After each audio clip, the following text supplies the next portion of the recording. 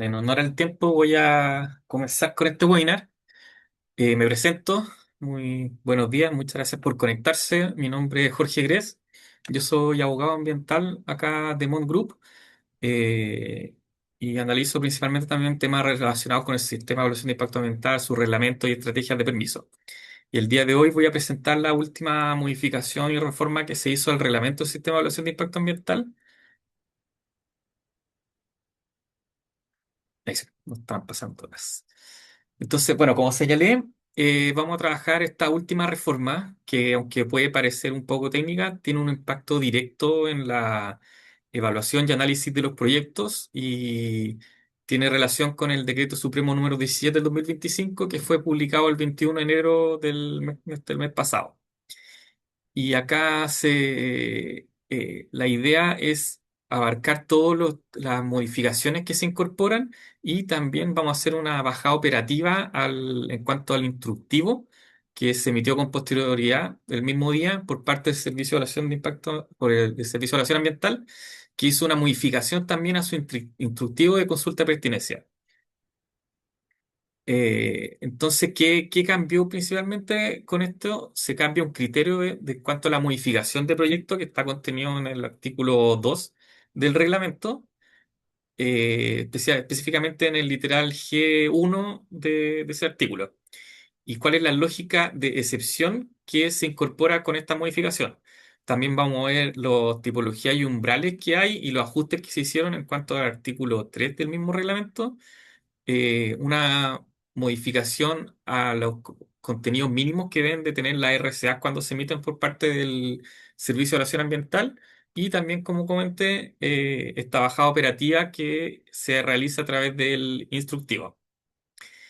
Históricamente ha existido una fricción por parte del sector privado cuando hay este tipo de modificaciones, ya que esto puede implicar cierto reingreso al sistema de evaluación de impacto ambiental, reproceso, judicialización, incluso procedimientos fiscalizatorios por parte de la superintendencia. También porque la reforma, al cambiar las tipologías, viene a establecer que algunos proyectos que antes entraban, ahora no, lo cual puede ser sumamente importante para los titulares de proyectos. Y tercero, porque el SEA, a través de esta modificación del instructivo y también el Ministerio de Medio Ambiente, a través de la dictación de este reglamento, está estandarizando lo que ya ocurre en la práctica. Lo que antes era como un actuar de cada región, ahora lo estandariza a través de este nuevo instructivo. Por tanto, para tener un concepto como general, lo que establece el reglamento del CIA es definir cuándo un proyecto debe ingresar a evaluación ambiental y bajo qué reglas. Y establece la aplicación de lo señalado por la Ley 19.300 de Bases Generales del Medio Ambiente. Y así entra en suma importancia la definición de la tipología y umbrales contenido en el artículo tercero. A modo de contexto, ya en el año 2023, a través del Decreto Supremo 30, se hizo la primera gran reforma por parte del actual gobierno, en el cual el ministerio establecía que el CIA debía integrar de forma más explícita la componente de cambio climático dentro de la lógica de la evaluación y se entiende como una ecuación reglamentaria que se realiza con aplicación de la ley marco de cambio climático, que es la ley 21.455. Entonces, lo primero que se realiza es que la evaluación ya no establece como una foto del proyecto que se está evaluando, sino que empuja a mirar ya más una dinámica temporal y a largo plazo, por tanto se deben considerar los riesgos climáticos, los eventos extremos, la vulnerabilidad de la infraestructura y todo lo que se incorporó con esa modificación.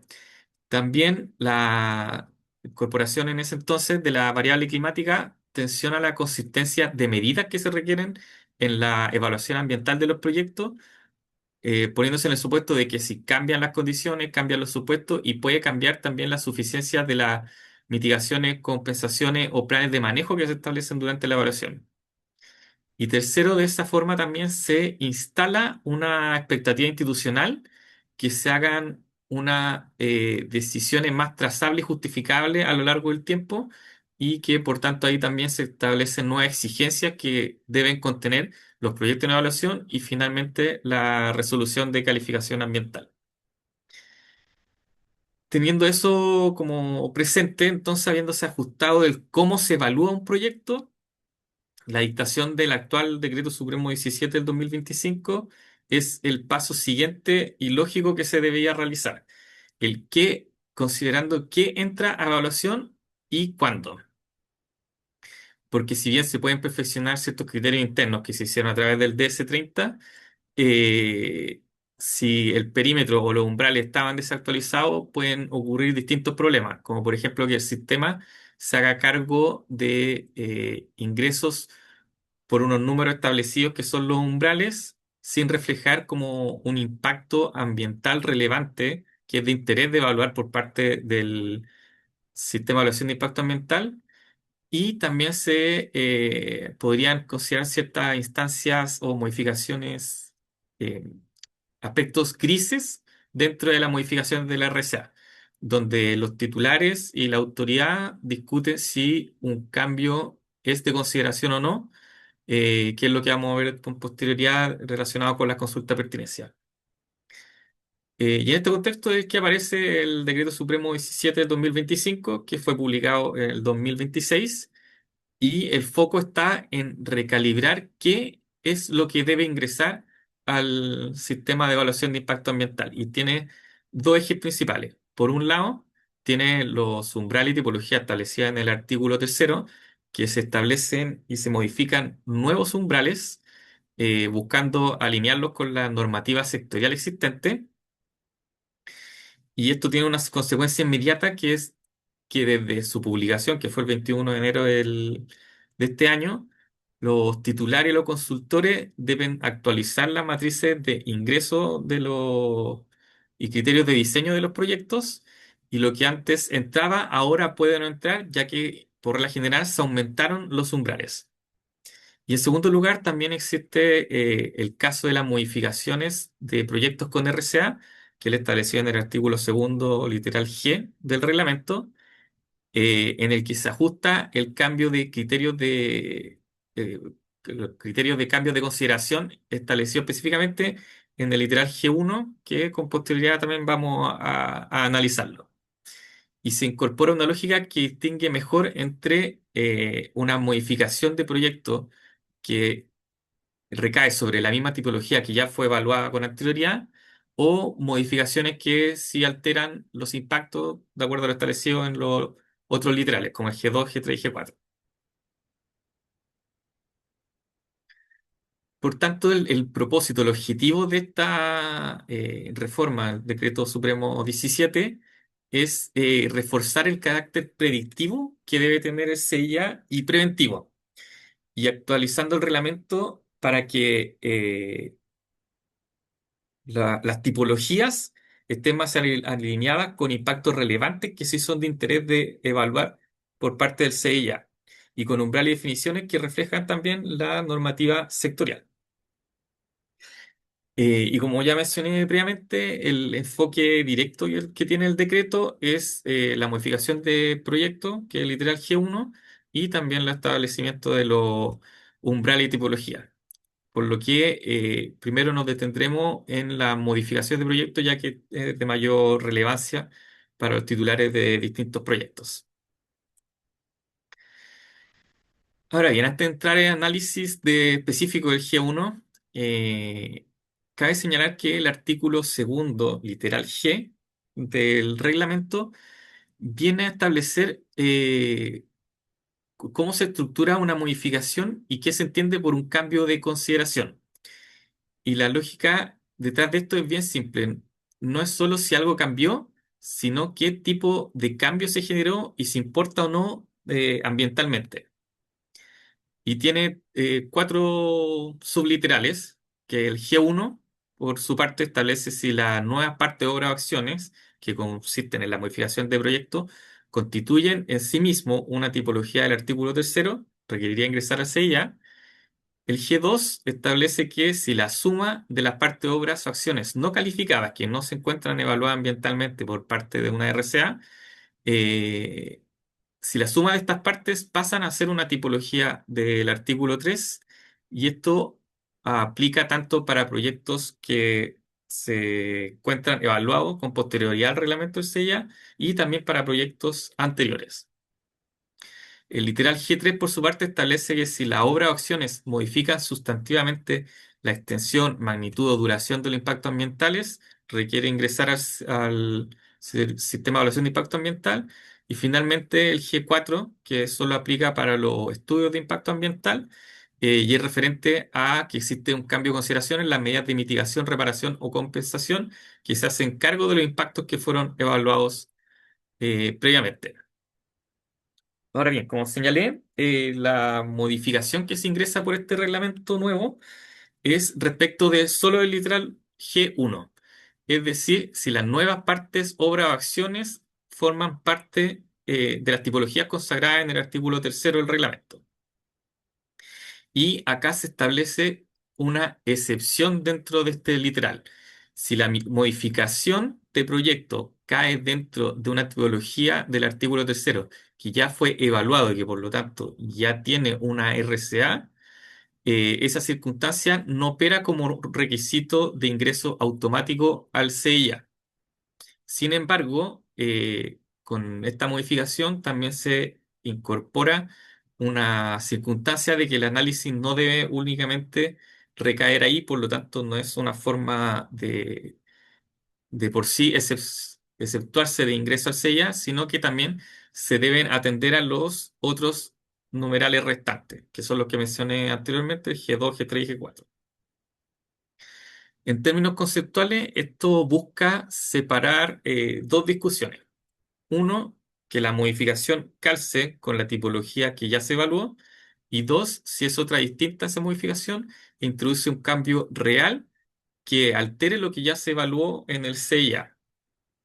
Y así el literal G1, la excepción consagrada en él, opera como una regla de orden. Si la tipología ya fue el fundamento de la calificación original, entonces el foco deja de enfocarse en esa tipología, pero de igual forma debe analizarse si los cambios de consideración caen también dentro de los otros literales, del G2 al G4. Por tanto, esto no significa que una libertad total de los titulares de proyecto de modificar siempre y cuando estén dentro del mismo literal. Y tampoco significa que todo esté resuelto con decir por parte de los titulares que eso ya se encuentra evaluado y tiene una RCA. La norma no elimina así un control ambiental, sino que únicamente señala que si es la misma tipología que ya fue evaluada, no corresponde aplicar el G1, pero de igual forma debe analizarse los otros literales. Como ejemplo práctico, por ejemplo, si un proyecto con RCA modifica su layout interno y optimiza procesos que pasan mucho y se ingresan una alta cantidad de consulta de pertinencia en ese sentido, pero se mantiene en la misma tipología, con esta nueva reacción, ese calce en la tipología que se está modificando y la tipología que ya fue evaluada, eh, no es solo suficiente para determinar que no requiere su ingreso al CIA, sino que la pregunta relevante que tendría que hacerse el SEA es que si pasa a ser un cambio que altera los impactos ambientales y analizar el G2, G3 y G4. O, por ejemplo, si un proyecto con RCA incorpora una nueva etapa o componente que cambia la huella, el régimen de los residuos o el cálculo de las emisiones que ya se evaluaron, aunque el titular intente describirlo como un ajuste que se mantendría la tipología, si se alteran parámetros ambientales, de igual forma podría requerir su ingreso a través de los otros literales.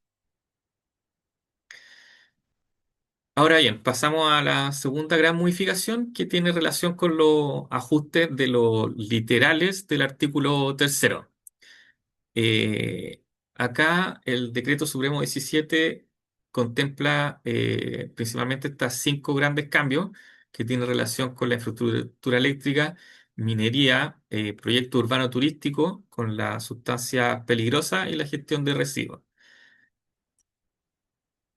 En primer lugar, en cuanto a la infraestructura eléctrica, que es la consagrada en el literal B del artículo tercero, se incorpora un criterio de longitud mayor a 2 kilómetros del trazado, además de mantener ya el criterio existente de la tensión mayor a 23 kilowatts. ¿Y qué es lo relevante de este ajuste? Es que su obligación deja de ser solo el nivel de tensión, sino que también se agrega un parámetro adicional para requerir su ingreso, que es de que se aumente una longitud mayor a 2 kilómetros. Esto es sumamente importante porque el proyecto eléctrico energético se consideran servidumbres, cruces o áreas de influencia y que sus modificaciones ya no requerirían ingresar si es que no se cumplen con estos eh, umbrales. El otro literal que fue modificado es el literal I, que es relación con los proyectos mineros, y acá se realizan dos cambios importantes. Por un lado, en el literal I1 del reglamento se contempla una excepción acotadas para proyectos que ya tienen RCA que se encuentren vigentes en materia de disposición de los residuos masivos mineros y se establece bajo condiciones específicas. Por ejemplo, cuando se trata de reprocesamiento de relaves frescos o cuando la capacidad es inferior al 25% de la capacidad nominal autorizada. Y también se elimina la tipología consagrada en el I6 que tenía relación con lo referido a las turbas por un ajuste normativo que se dio en torno a ellas. Y esto también es relevante para el sector minero, ya que las modificaciones en ese sector suelen ser iterativas y este ajuste apunta a distinguir entre ciertos escenarios dentro de lo que ya fue evaluado, versus escenarios que en sí reconfiguran impactos. Una tercera tipología dice relación con los proyectos urbanos turísticos, que es el literal G, pero del artículo tercero, eh, que se incorpora la frase eh, que se utiliza la superficie predial a intervenir. Antes quedaba dentro de de una nebulosa que se consideraban la superficie que ahí se señalaba, pero ahora se zanja esto y dice relación con la superficie predial a intervenir. En cuanto a las sustancias peligrosas, también se hace un reajuste de los distintos umbrales y clasificaciones que hay. Por ejemplo, más relevante en el caso de las sustancias inflamables y corrosivas, se aumenta el umbral a 1.000 y 2.500 toneladas respectivamente y se conecta con criterios de clasificación específicos. Antes se limitaba a remitirse a la norma chilena que los definía, pero ahora se establece más una definición y clasificación concreta, lo que se eleva el estándar técnico que se cumpliría con eso y se elimina una discrecionalidad que existía por parte de la autoridad al resolver eso. Otro literal también tiene relación con los residuos hidrobiológicos. En el caso de los residuos domiciliarios, el literal O también cambia la lógica de las tasas por una lógica de tipo de gestión. Por ejemplo, el O5 presenta un cambio estructural en el que se establecen umbrales por tipo de gestión, que es una eliminación mayor a 30 toneladas diarias o un tratamiento mayor a 50 toneladas o una transferencia mayor a 100 toneladas diarias. Con una excepción agotada para el compostaje en ciertos residuos de manejo de áreas verdes, que eso también era un alto conflicto que se traducía en un alto ingreso de consulta de pertinencia relacionados con eso. Y en lo cuanto a los recursos hidrobiológicos, también hay un ajuste de los umbrales. En el literal N1 se fija un umbral de 1.000 toneladas y en el N2 se redefine el umbral considerando 1.000 toneladas o 60.000 metros cúbicos. Finalmente, el último cambio que se realiza a través de este Decreto Supremo 17 dice relación con los contenidos mínimos que deben de tener las RCA que son emitidas por el Servicio de Evaluación Ambiental. Eh, y acá se establece, se incorpora un nuevo literal D7 que requiere que se identifique expresamente la tipología que aplica para el proyecto en cuestión. Si bien en la práctica, de igual forma, el SEA en todas las RCA está incluyendo las distintas tipologías que aplican al proyecto, con esto se viene a reafirmar este cambio y se establece normativamente que se requiere individualizar la tipología. Y esto más que nada es para un efecto de trazabilidad que se pueda ver y que también tiene una congruencia con la modificación realizada en el artículo 2G1 que ya hablé de forma previa. Bueno, por su parte, una vez publicado esta modificación, como ya dije, el SEA emite una modificación de su instructivo relacionado con las consultas de pertinencia.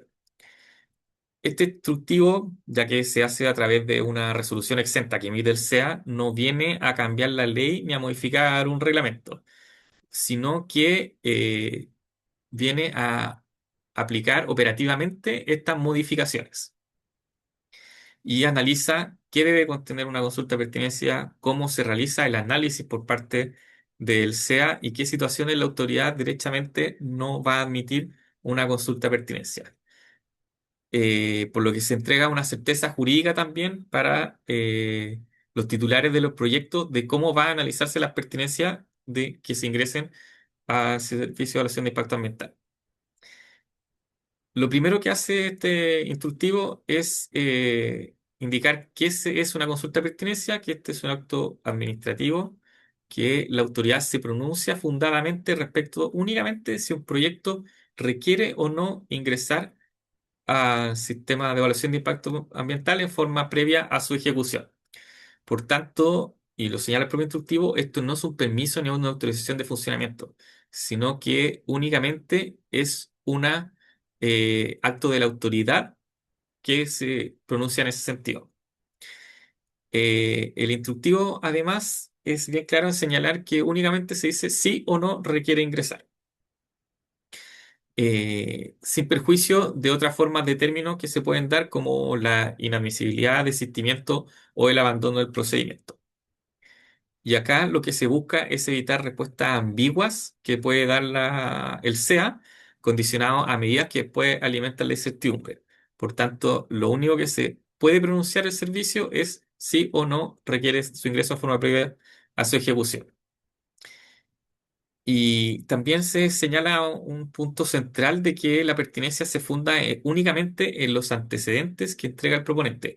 Así lo deben establecer todas las resoluciones que se pronuncien respecto de las consultas de pertinencia y es el titular quien responde de la veracidad de esos antecedentes.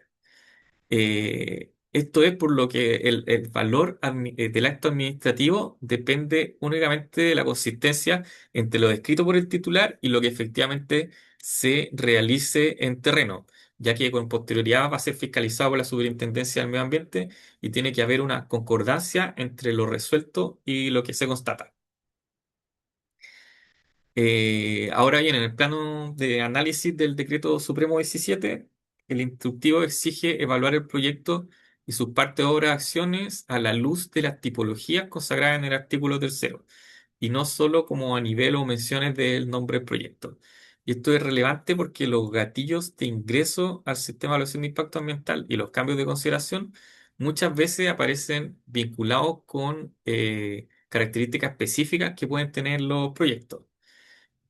Y acá viene a incorporar la lógica de excepción del artículo G1, ya que el instructivo incorpora que no se considerará un cambio de consideración que requiera ingreso al SEI ya en forma previa a su ejecución, cuando la tipología asociada a la modificación ya fue evaluada en forma previa por el CIA. Pero, al igual que lo establece la norma del reglamento, señala que el proponente debe acreditar fundadamente que los cambios no se encuentran vinculados con alguna de los escenarios establecidos también en los literales G2, G3 y G4 del artículo segundo del reglamento. Esto en términos jurídicos es bien importante, ya que mueve el debate de una discusión formal de encuadre a una discusión más sustantiva. Eh, ya que el titular debe específicamente señalar qué es lo que cambia, por qué importa mentalmente y cómo se acredita que no se cumple con ese cambio. Asimismo, también este instructivo viene a elevar el estándar de presentación de las consultas de pertinencia con el objetivo de evitar que se incorporen consultas de pertinencia que en definitiva van a llevar un largo periodo porque se le van a ir consultando a los titulares o proponentes una especificidad del proyecto. Así se exige la georreferenciación específica del proyecto a través de un shape o archivos KMZ, la cartografía con layout y escala adecuada que se debe incorporar y la incorporación de encuadro comparativo cuando se trate de modificación asociada al RCA. Esto estaba más o menos incorporado previamente, pero ahora es más específico y se establece el cuadro comparativo que se debe llenar con el objeto de que la tramitación de una consulta de pertinencia sea mucho más expedita. Y esto suele tener como ciertos efectos prácticos que baja la tolerancia institucional a presentaciones livianas que requieren la inadmisibilidad y que derechamente así se va a declarar y que también aumenta la importancia de la consistencia interna del expediente y de la información que va a entregar, que deben entregar los proponentes, ya que el proyecto descrito debe calzar con lo que efectivamente se va a realizar en terreno. Así, el instructivo regula la posibilidad de declarar la inadmisibilidad cuando la solicitud carece manifiestamente de fundamento o puede interferir con procedimientos ajenos al SEA. Esto también es sumamente importante ya que en forma previa a la dictación de este instructivo y su modificación, las inadmisibilidades variaban de región en región.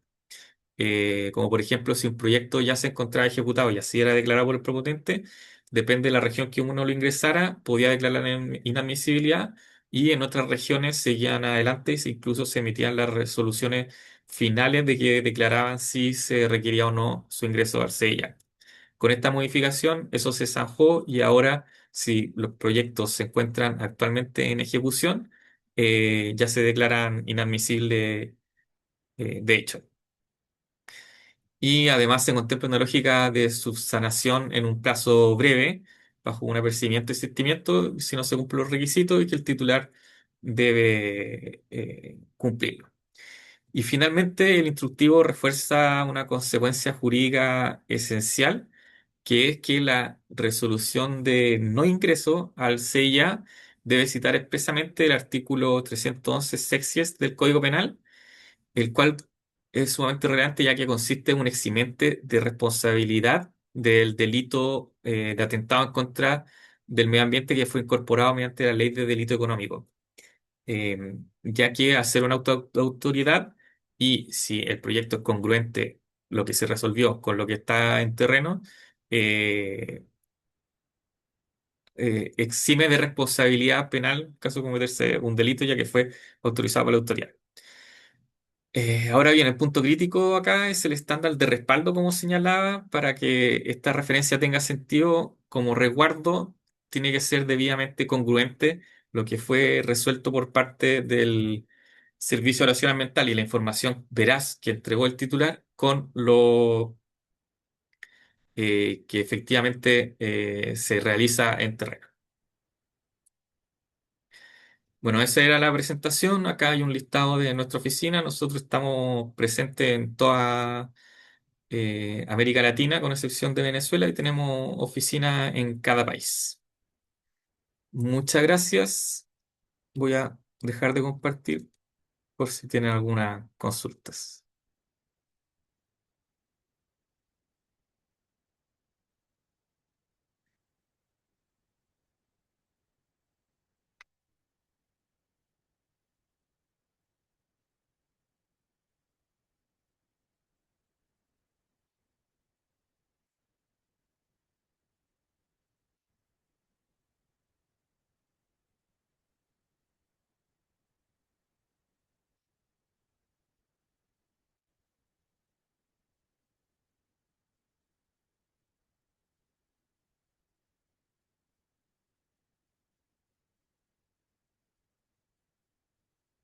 Ahí estaba leyendo la pregunta que hizo David. Sí, efectivamente, las modificaciones, las excepciones del literal A incorpora un A o B.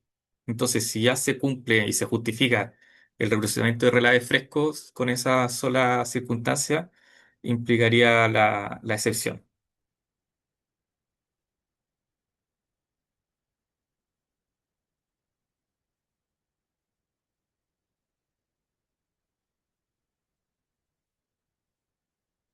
Bueno, muchas gracias. Si tienen alguna otra duda o consulta, también me la pueden hacer llegar a mi correo electrónico, jorge.gres@mondgroup.com, y también les vamos a hacer llegar la presentación que realicé.